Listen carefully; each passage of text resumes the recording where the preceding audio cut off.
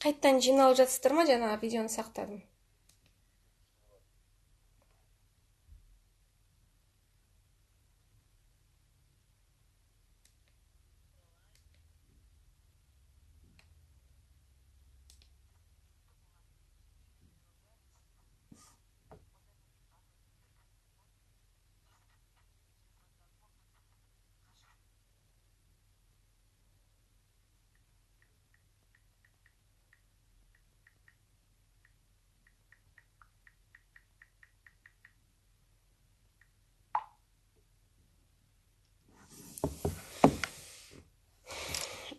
Ал қыздар еке, мен шашым дода болып не айтып не қойып отқанымды өзім түсініп отқан жоқпын. Әйтеуір жүрегімде сіздерге көмектессем екен. Сұрақтарын көп қыздар дайректте сұрақтар жатады. Сол сұрақтарды айтсам екен, бір жауап берсем екен деген адал ой, одан басқа түк жоқ. Басынан бастап көре алмасаңыз, сақтап қойдым. Еще ютубқа сақтаймын. Ана жолы өстіп уақыт өтіп кеткеннен кейін сақтамай қойыппын да, сонымен телефонымда сақталмай ютубқа да қоя алмадым. Осы соңғы бір 20-сындағы эфирлер, 24-інде бір эфирге шыққам, солар сақталмай қалды. Өте сұлусыз дейді. Рахмет. Сіздер менің самооценкамды көтересіздер әйтеуір. Қатты звезда болып қалмасам болды. Құмар ойын қойғанша тиіспеу керек негізі. Жаңа айттым ғой, табиғатқа тиіспеу керек. Және өзіңіз әрекет жасап бастауыңыз керек. Өзіңізді өзгертуге. Себебі бүкіл проблема сізде болып тұр. Ол жаңағы күйеуде емес. Күйеуді қинағысы келсе Құдай сіз арқылы береді қитындықты. Күйеулерді қинайтынды білем, енді ол ерте әйелді алып кетеді. Күйеуді Құдай қинағысы келсе, жаңа қазақта мақал бар ғой, жарты жолда атың өлмесін, өмірдің жартысында әйелің өлмесін деп. Сондықтан күйеулерді қинағысы келсе, көбінесе әйелдер қайтыс болып кетеді, ал бірақ енді морт кетеді де, солай күйеулерді сөйтіп сындырады. Ал енді жаңағы әйелдерге сынақ сол күйеу арақтан. Біз көбінесе қыздар тілмен ғой құртамыз бәрін. Негізі тілмен дегенде біз былай ғой, біз өзімізше біреуге деген жамандық айтайық, біреуді өсектейік деп ойламаймыз. Біз просто жалуемся өмірге. Сол ең бірінші сол жалыпты тоқтату керек. Біз деген анандай, мысалы, подружкамыз келсе күйеуімізді жалуемся просто, что вам плохо, что сіздің күйеуіңіз таңғы сағат 4-те келеді, ішіп келеді, немесе сізді күйеу ешкім алмай жүр, жігітіңіз алмай жүр, немесе сіз күйеуге шығайын десеңіз, сіздің жеңгеңіз үйде жүріп, сізді күйеуге шық деп мазаңызды алады. Әйтеуір біреуді жамандағыңыз келмейді. Жеңгеңіз өзіңізге ұнайды, күйеуіңіз ұнайды, сіз онымен тұрып жатсыз, просто вы жалуетесь на жизнь. Сол ең бірінші точканы қойған кезде сол жаңағы жалыпты қою керек та, өсекті қою үшін арыздануды, зарлауды қою керек та. Өзіңізге прям зарламашы деген сөзді мына жерге жазып қою керек. Мен жаңағы прям үлкен әріптермен өзіңізге бір білезік жасап аласыз ба, зарламашы деген өсек айтқыңыз келген кезде сол есіңізге түсу керек, зарламашы деп. Сосын ешқашан мен алдында да айтқам, керегені сөкпеу керек. Мына қазақтың киіз үйі былай ғой, кереге оқ, жаңағы білесіздер ғой, домалақ келеді. Сонда не үшін сөйтіп жасаған, есік жаңағы бүйтіп жабылады. Әйел адам үйдегі нәрсесін айтып бастаған кезде кереге сөгіледі екен. Полностью. Кереге сөгілгеннен кейін үйде ақша болмайды, береке болмайды. Уже шашылады да, үйдегі зат сыртқа шашылып кетеді.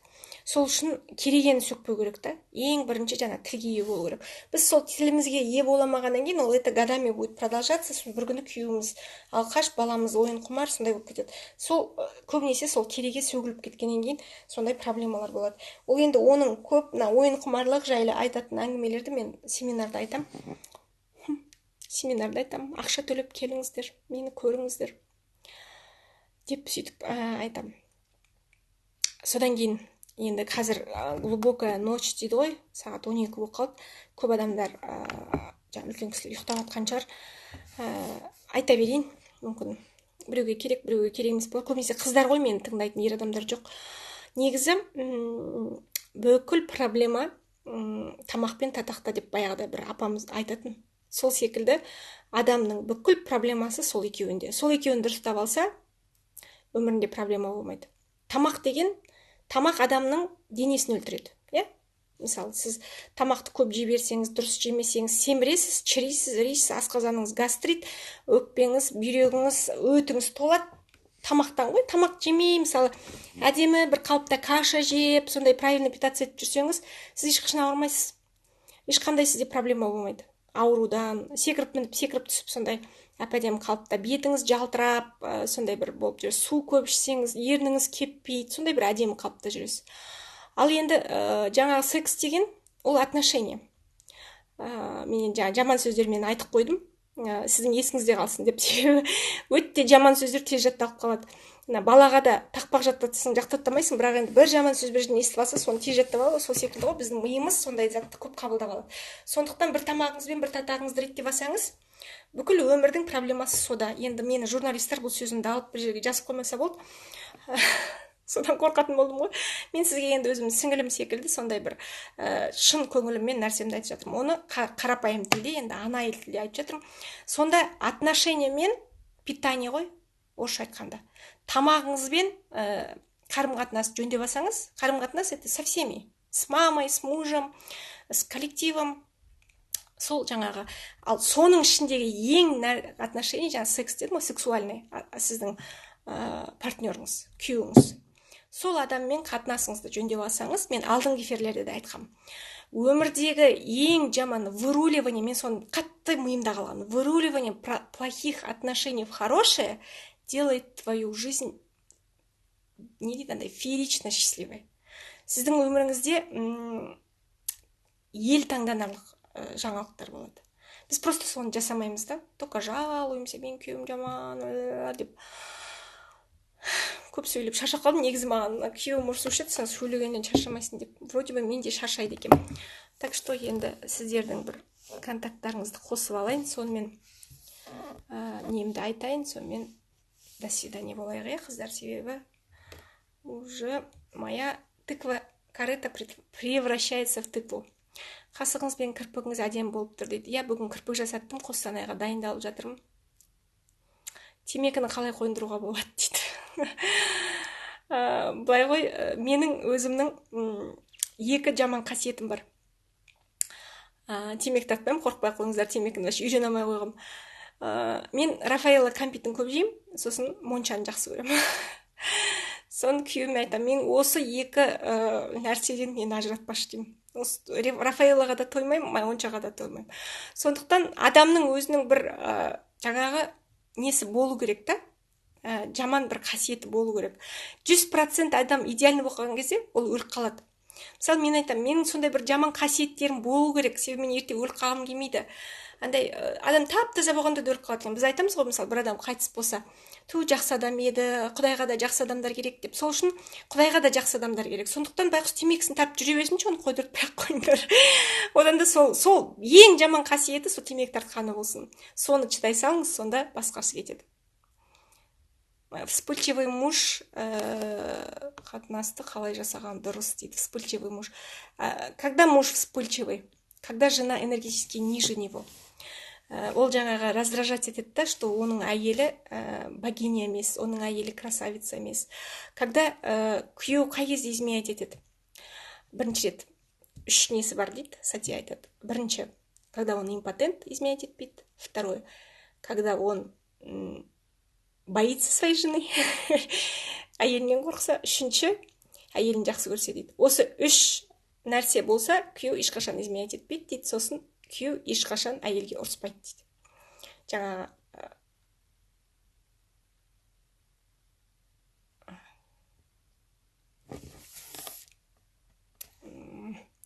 күйеуім басқа елмен жүреді деген ой. Негізі болса, күйеуімен басқа елмен жүреді деген маған көп сұрақ келеді да. Соны мен деген миллион пост жазғам, негізі 2000 пост жазғам. Соны төмен жақтарды оқысаңыздар, менің кітаптарымды алып оқысаңыздар, вообще семинарға келсеңіздерші, негізі. Красоткасы, как всегда, дейді. Кірпік жасап рахаттанып отырмын бүгін. Сол кірпік жасасам, прямой эфирге шыққым келе ма бірдеңке. Әдемі болып әңгіме айтып жатқан өзімен айтты. Сол. Сізбен прямой эфирге бірінші рет шығып тұрмын дейді. Рахмет, Зәуреш. Кошелек қалай алуға болады дейді. Менің жаңағы профилімді номер жазылып тұр. Домалақ менің суретім бар. Сол жерге аяқтағы сүйек, варикоз, аяқтың ауруы деген алдыға басқыңыз келмейді. Өмір, қазіргі сүріп жүрген өміріңіз өзіңізге ұнамайды аяқпен. Психосоматиканы оқысаңыздаршы, Луиза Хейдің психосоматикасы бар. Кез келген аурудың өзінің, мысалы, тіс неге ауырады? Себебі өсек көп айтасыз, жаман сөздер көп айтасыз, боқтық сөздер көп айтасыз. Сосын мұрын неге көп аллергия, мұрын бітеліп қала береді. Себебі кого-то не переносите. Нос деген орыстың сөзі бар ғой, не переносите. Біреуді жек көресіз, иттің етін жек көресіз, ана адамның иісі келсе, түрі келсе, және бір адам сіздің өміріңізде постоянно сол адам жоқ болып кетсе, сіздің мұрныңыз ашылып кетеді. Сондайда сол адамды полюбите. Сосын мен мына хоупонопоно әдісін айтып жүрмін сіздерге. Я тебя люблю, пожалуйста, прости меня, мне очень жаль деген. Сол мысалы кәдімгі не ғой? Тәспі тарту ғой шариғатта. Субханаллах, альхамдулиллах, аллаху акбар. Сол жаңағы тәспі тартқан кезде жаңағы кешір Алла, рахмет Алла. Сол тура соны айта беріңіздерші. Егер шариғатпен намазхан болсаңыздар, тәспі тартыңыздар. Негізі мына мұрындағы не сонымен кетеді көп аурулар. Психологияның астары исламда екенін білемін, иә. Бірақ мына исламның энергетикасы, шариғаттың, хадистардың энергетикасы, намаздың энергетикасы өте биік та, оны қарапайым адам миымен түсіне алмайды. Кәдімгі мен соған қазір жетіп жатқаным сол мына психология арқылы жетіп жатырмын. Ол бір баспалдақ. Сондықтан психологияны да өшіріп тастауға болмайды. Мына намазхандардың исламға қатты фанат болып кіріп кеткендердің бір несі, бәрін өшіргісі келеді. Музыка тыңдауға болмайды, сурет салуға болмайды, армандар картасын жасауға болмайды. Онда мен білемін да, мысалы Тибетте монахтар жүреді, бір сары матаны бүйтіп орап алады да, түк керек жоқ. Күні түні жаңа мантраларын оқып, бастары қисайып отырады. Вот сол адамдарға түкке. Бір адамдар солардың қасында жүріп, соларға қызмет қылып, тамақтарын әкеп беріп, тамақ та ішпейді, солар сөзде жүреді. Сондай адамдар болсаңыздар, мен айтар едім, дұрыс деп. Ал енді сіз өмір сүріп жүргеннен кейін, социумда, осы қоғамда өмір сүріп жүргеннен кейін, бала өсіріп отырғаннан кейін, сізге де ақша керек, сізге де өмір керек. Сіз бәрін қолданып жатсыз ғой, айфонды қолданып жатсыз, айфон да ширк. Бүкіл, білмеймін енді, көп нәрсе ширк қой, былай қарасаңыз. Аллаға серік қосу көп нәрсе. Енді миым жетпейтін жер, оны қатты ондай мен. Қостанайға билет көп қыздар, бағылыңыздар. Қостанай, мен 4 баламды ұйықтатып қойып, күйеуімді залға жіберіп, кухняда сіз тыңдап отырмын дейді. Жаным, қызық сұрақтар қоясыздар, да. Ішқату стресстан дейді.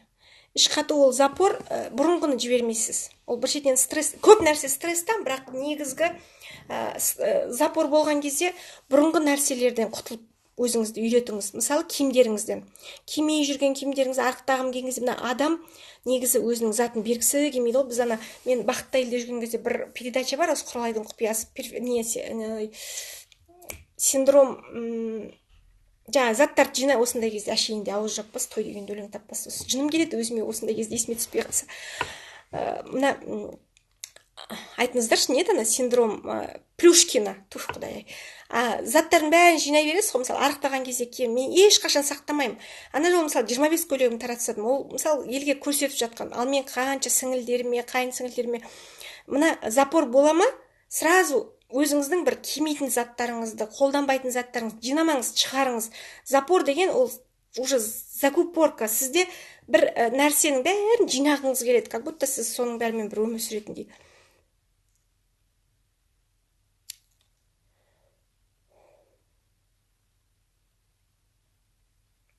Басқа жаман адамның ойы арманға әсер ете ма, орындатпай ма дейді. Егер сіз это позволяете. Мысалы, сіздің арманыңызға басқа адам қай кезде шамасы жете алады.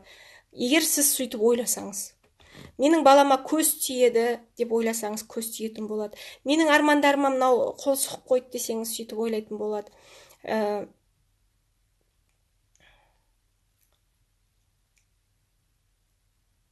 Десна, тіс деген бәрі сол ауыздағы тілді жөндеу керек қой.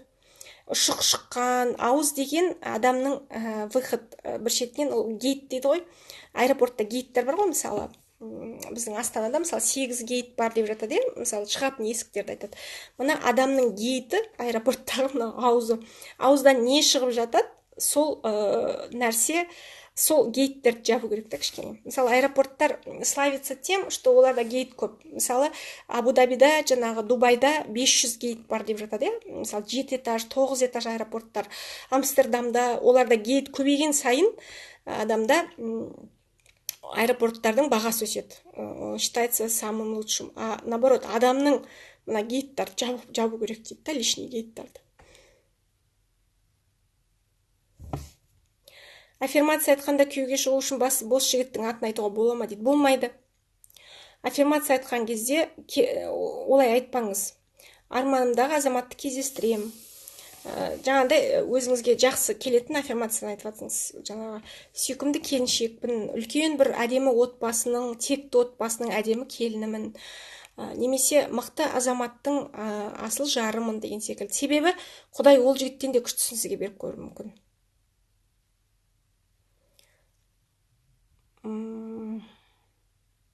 Мен де бірінші рет кіріп отырмын, баяғыдан естимін сізді, бірақ қолым тимейді үнемі. Бүгін үлгеріп кіріп отырмын дейді.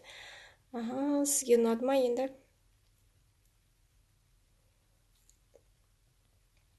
Психикалық больницада балама қандай? Ясин сүресін оқыңыз, ең ұзақ сүре, шешілмейтін түйін жоқ, Ясин сүресін оқыңыз. Өсек айтпай жүріп өзіңізді өзіңіз үйретсеңіз, кейін өсек айтқан жерлерде отыра алмай қалатын боласыз. Өсек айтқанда құлағыңызды жарып отыратын болады. Құлағыңыз естігісі келмей отыратын болады соны. Ол просто сіздің қазір энергетикаңыз сол дәрежеде болып тұрғасын, сізге сол приятно, содан сіз кайфовать етесіз.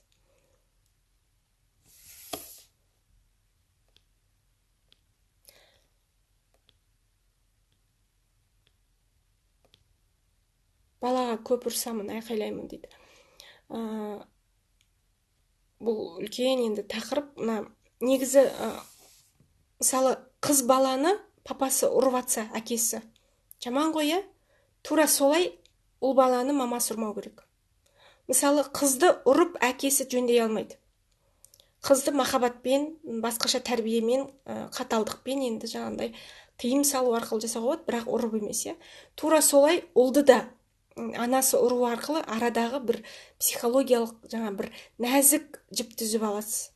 Сондықтан қызды енді анасы, енді білмеймін, ұру жағын білмеймін, бірақ енді қызды қатты ұстайтын анасы, ал ұлды қатты ұстайтын әкесі. Сондықтан сол нені ұстап алмасаңыз, сол ережені бұзып алмасаңыз бола береді. Мысалы, өзіңіздің тәрбиеңізде, мысалы, қызыңызды қаттырақ ұстаңыз да, ұлға қол жұмсамаңыз. Ұлды сындырмаңыз. Ұлды әйел сындырмау керек та, ал енді қызды әкесі сындырмау керек. Бой, противоположно, сол қағидадан аспасаңыз болды. Бетіңіздегі сепкіл дей ма, не дейді? Бетіндегі сепкіл ол неден? Балаларды туғаннан, сосын шетелдерде жүрген кезде көп күннен.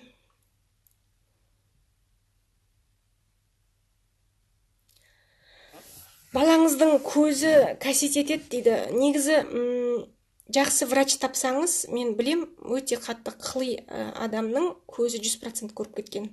Сондықтан жақсы врачқа барып көрсету керек. Мен өзім очки тағатын қарақатымызды қазір осы каникулда емдетіп жатырмыз. Ол дұғаны да оқыңыз. Негізі көз қыли болған кезде адам көргісі келмейтін. Айналада болып жатқан нәрсені көргісі келмейтін. Сондай не ғой? Одан да жаңағыдай енді қазіргі медицинада қатты дамыған ғой, түрлі операция жасайды. Қазірден емдетіп алсаңыз, балаңыз 100% көретін болады.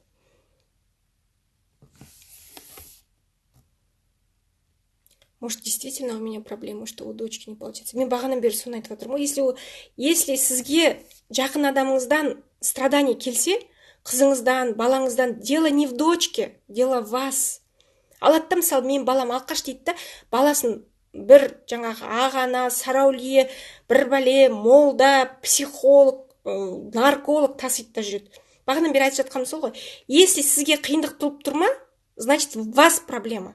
Бог вас хочет унизить, хочет сломать, хочет сіздің гордостыңызды, эгоңызды сындыруға. Сізге экзамен беріліп тұр. Сіз соны өзгертуіңіз керек, сол кезде балаңыз ішпейтін болады, или у дочки будет получаться. Күйеуіме қайтадан шын көңіліммен қалай сенуіме болады. қалай сенуіңізге болады? Осы сұраққа мен көп жауап бергем негізі. Прямой эфирлерде де. Мысалы, ең бірінші сізге не істейтін, сіз Құдайға сенбей тұрсыз ғой. Құдайдың сізге берген адамын сіз қаламай тұрсыз. Это не он деп. Ты ошибся, Бог. Құдай, сен шатасып кеттің да, мына маған бермедің, бір какой-то сенімсіз біреуді бердің, сұмырай, тұрын қара, ақша таппайды, идиот деп. Сондай болып тұрсыз да, сосын Құдай сізге еще больше сынақтарды беріп жатыр, сондай.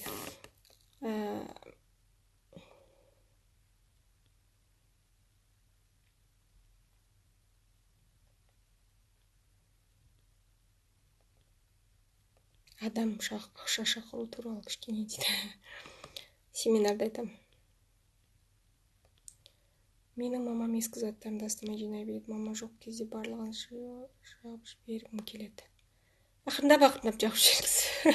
Мамаңыз ертең менің быт-шытын шығарып жатпасын. Тісім ауырып отыр дейді, өсек айтпаңыз. Отбасыма қандай аффирмация айтамын дейді. Отбасыңызға жұбайлар дұғасын жаздым ғой мен неде, постта, соны оқыңыз.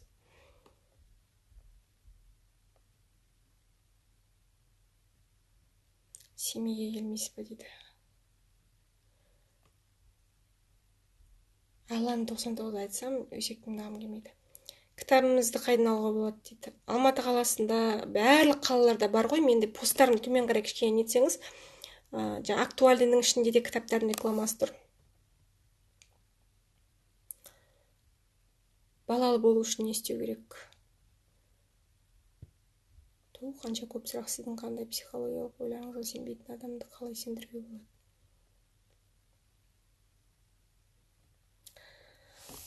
Көп біз бүйтеміз ғой, мысалы, өзіміз бір нәрсені білсек, түсінсек, өзіміздің өмірімізді сәл де болса нәтиже көрсек, соны сіңілімізге, мамамызға, інімізге құйғымыз келеді. Сен осылай ойласаң, осылай істесең. Ешкімге жаңағындай айтып тұрмын ғой, природа сияқты тиіспеңіз. Күйеудің жалқаулығына, мамаңыздың түсінбеушілігіне ештеңкеге кірісіп, оны жаңағындай өзгерте алмайсыз. Шамаңыз жетпейді. Сіз только жаңағындай өзіңіздің энергияңызбен тазалайсыз. Өзіңіздің энергияңызбен сіз мына келе жатқан өзіңіздің ата тегіңізді, өзіңіздің отбасыңызды сол тазаласаңыз, мамаңызға да сол келеді. Сосын мамаларды өзгерте алмайсыз. Ол 60-қа келген, 70-ке келген кісілер, оларды только надо любить. И понимать, и принимать.